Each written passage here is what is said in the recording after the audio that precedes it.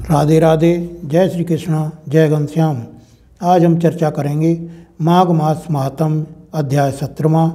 जो मनुष्य इस संवाद को भक्तिपूर्वक सुनता है उसको जीवन में कहीं भी कोई बाधा नहीं आती और उसकी बुद्धि धर्ममय होती है। माघ मास 17वां अध्याय। कांचन मालिनी बोली, हे राक्षस, इसलिए मैं सब देवताओं के साथ माघ महीने में प्रयागराज स्नान करने के लिए जाती हूँ। तुम्हारे पूछने पर वह सब वृतांत मैंने तुम्हारे लिए ये कह सुनाया। इसी तरह अब तुम भी मुझसे अपना पूर्व जन्म का सब चरित्र कहो। किस कर्म से तुम कुरूप और भयंकर राक्षस हुए? बड़ी बड़ी दाढ़ी, मूंछ और विकराल दाढ़ वाले तुम पर्वत की गुफा में कैसे निवास करते हो? राक्षस बोला, इच्छित वस्तु देने वाली, अपनी गुप्त बात कहने व पूछने वाली, हे सुलोचने, यही सज्जनों का काम है। मैं निसंदेह तुमसे कहता हूँ, अब मुझ क्रूर जन्मा के भविष्य का उद्धार तुम्हारे द्वारा ही शीघ्र होगा। अतः अपने किए हुए कर्म मैं तुमसे कहता हूँ, क्योंकि सज्जनों द्वारा ही दुखों का नाश होता है। मैं काशी में वेदों की अनेक ऋचाओं का ज्ञाता था। उत्तम विप्र कुल में पैदा हुआ था।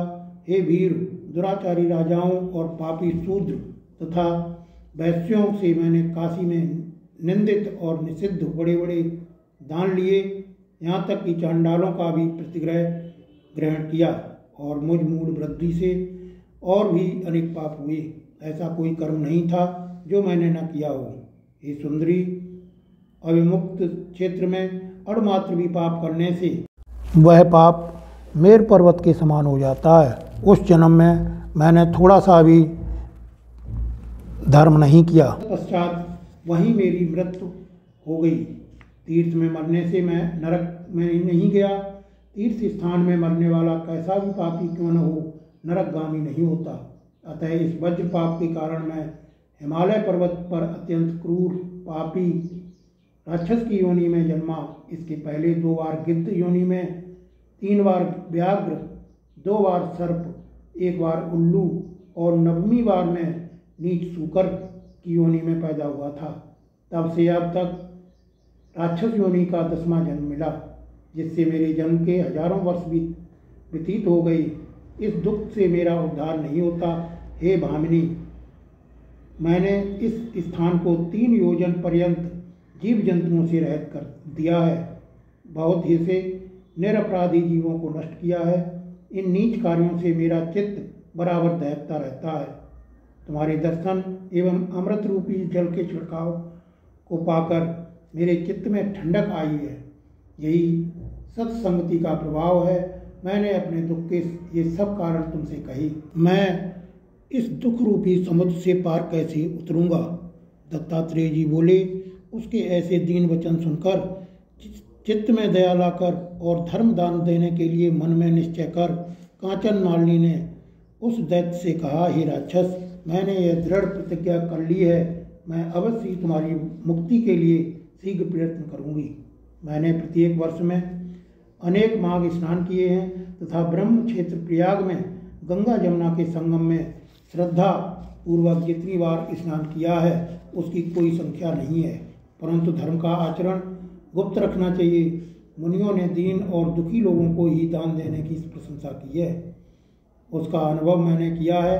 अतः शीघ्र ही पापों को नष्ट करने वाले उस पुण्य को मैं तुझे देती हूँ, जिसके प्रभाव से तुझे अभी स्वर्ग की प्राप्ति होगी। यह कहकर उसने अपने वस्त्र को निचोड़ और उसके जल को अपने हाथ में लेकर माघ स्नान का फल उस वृद्ध राक्षस को दे दिया। दत्तात्रेय जी ने कहा, हे राजन, माघ मास के विचित्र प्रभाव को सुनो। उसने उसी क्षण पुण्य प्राप्त करके उस राक्षसी शरीर को छोड़ दिया और तेजमय सूर्य के समान देव स्वरूप हो गया।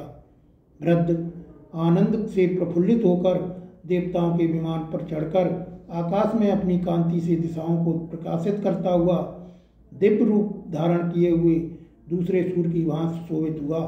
उस कांचन मालिनी की प्रशंसा करने लगा, हे भद्रे, ईश्वर ही जानता है कि तुम्हारे इस उपकार से ही मेरा उद्धार हुआ है। अब मेरे ऊपर दया कर सब नीतियों से पूर्ण, सब धर्मों के करने वाली श्रेष्ठ शिक्षा मुझे दो, जिससे मैं भविष्य में कोई पाप न कर सकूं। यह सब सुनकर मेरी तुम्हारी आज्ञा पाकर मैं स्वर्ग को चला जाऊंगा।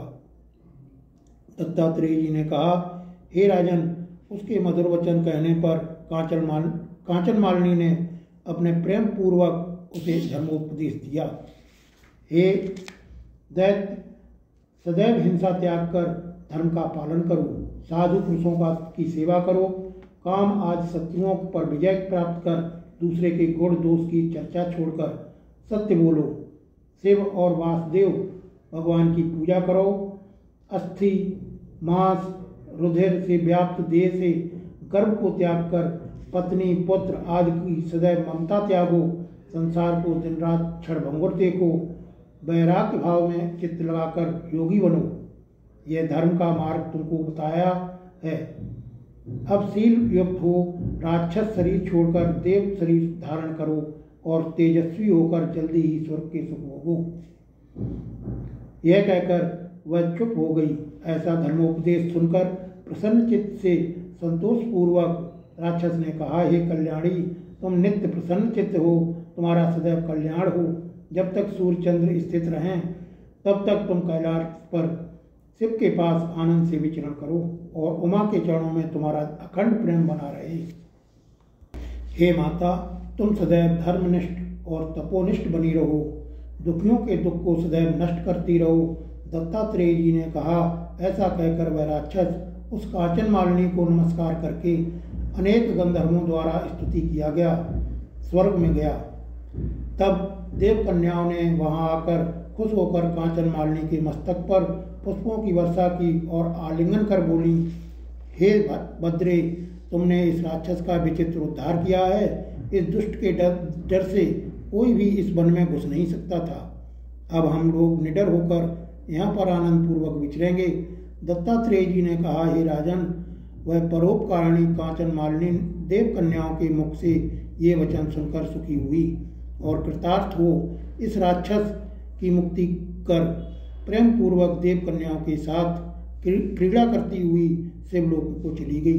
देव कन्याओं द्वारा कहे गए इस संवाद को जो मनुष्य भक्ति पूर्वक सुनता है उसको राक्षसों से कोई बाधाएं नहीं आती और उसकी बुद्धि धर्ममय होती है। राधे राधे।